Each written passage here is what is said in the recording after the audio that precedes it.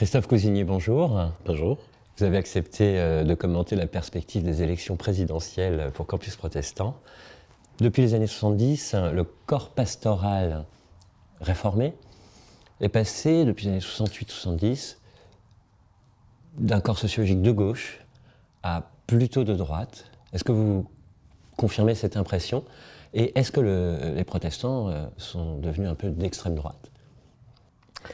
Je crois qu'il faut d'abord savoir où on place la droite. D'où on parle aussi.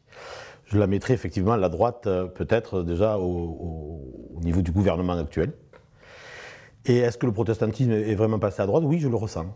Je crois qu'aux dernières élections, c'était assez flagrant de voir comment le protestantisme a soutenu plutôt le candidat qui est devenu président. Et on l'entend aussi dans d'autres discours chez certains collègues. Alors une droitisation, plutôt un recentrage vers, peut-être un peu vers la droite aussi, mais plutôt vers un centre droit, j'aurais l'impression. Mais ce qui revient quand même, effectivement, une droitisation du corps pastoral et du protestantisme en général, il me semble. Pourquoi ? Il me semble que le protestantisme n'est pas le seul à vivre ça. Et on peut le voir aujourd'hui, le paysage politique en France a pris aussi un virage vraiment vers la droite. Tout s'est décalé, j'ai envie de dire, vers la droite, à tel point que les partis traditionnels de gauche, quand je dis traditionnels, c'est aussi les partis qui pouvaient accéder au gouvernement et qui l'ont eu, qui ont eu le pouvoir, n'existent pratiquement plus. Et ce qui existe aujourd'hui, c'est voilà, que des partis de droite où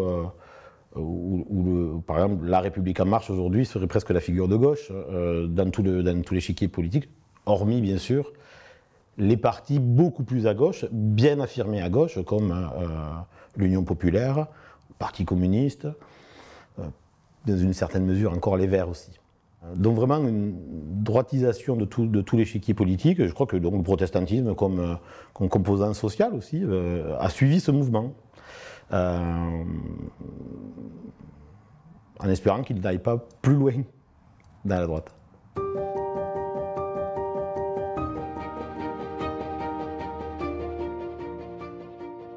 Est-ce que vous pensez que des protestants ou même des pasteurs oseraient s'affirmer pour le candidat le plus à l'extrême droite actuellement, pour Éric Zemmour? Aujourd'hui, depuis quelques années, moi je l'ai expérimenté dans mon ministère.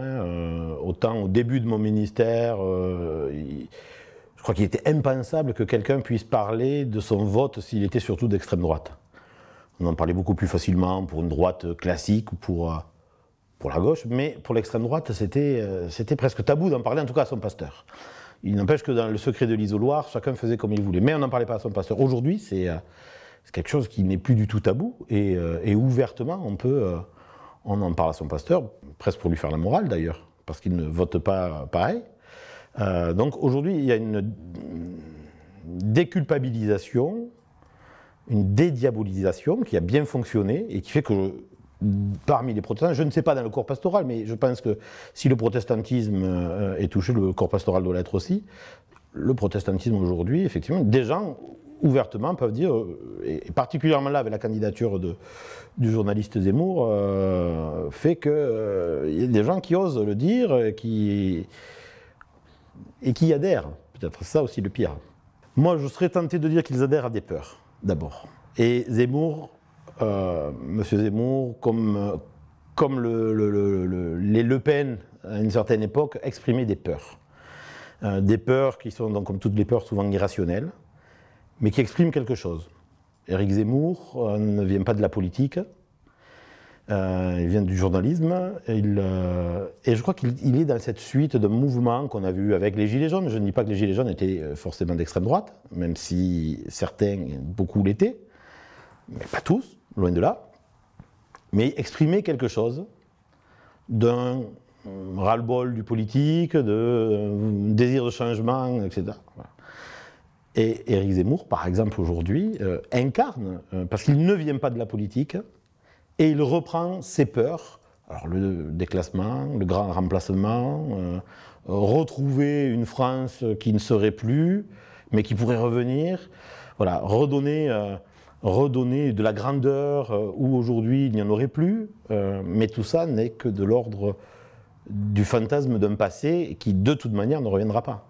Partant de l'idée que dans une paroisse ou un corps pastoral protestant, il y a des conservateurs, il y a des progressistes, qu'est-ce que vous souhaitez finalement à tous qui sont attachés à ce cadre de la laïcité dans la perspective des élections? À tous ceux qui vivent dans le cadre de la laïcité, je leur souhaite de pouvoir vivre de ce principe. Ou plutôt, oui, de ce principe et pas de cette valeur. La laïcité n'étant pas une valeur, mais bien un principe qui fait fonctionner toutes nos valeurs. Donc je leur souhaite de vivre de tout ce que porte la laïcité, notamment cette devise, la liberté. La laïcité, c'est la liberté de chacun, de croire ou de ne pas croire. C'est l'égalité entre les croyants, les non-croyants, et entre les croyants eux-mêmes, d'ailleurs. Et c'est cette fraternité, c'est ce qu'on essaye de construire. Donc c'est vrai qu'il y a des enjeux à cette élection, on le voit, une extrême droite qui n'a jamais été aussi puissante, aussi près de remporter les élections, ou en tout cas de pouvoir peser ensuite.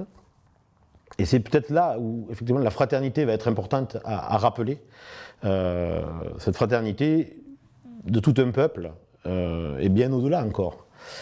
Je leur souhaite aux électeurs, à tous, de pouvoir discerner, j'ai envie de dire, de pouvoir réfléchir et pouvoir, sans les peurs, sans les craintes qui peuvent les habiter, en se dégageant de tout ça, retrouver ce que j'aime prêcher régulièrement, c'est l'idéal du beau, du bon, du vrai et du juste. Ce que Ferdinand Buisson, en reprenant les paroles d'un de ses amis prêtres, je crois, disait « ça pourrait être le nom de Dieu ». L'idéal du bon, du vrai, du juste. Et du vrai, du bon. Oui.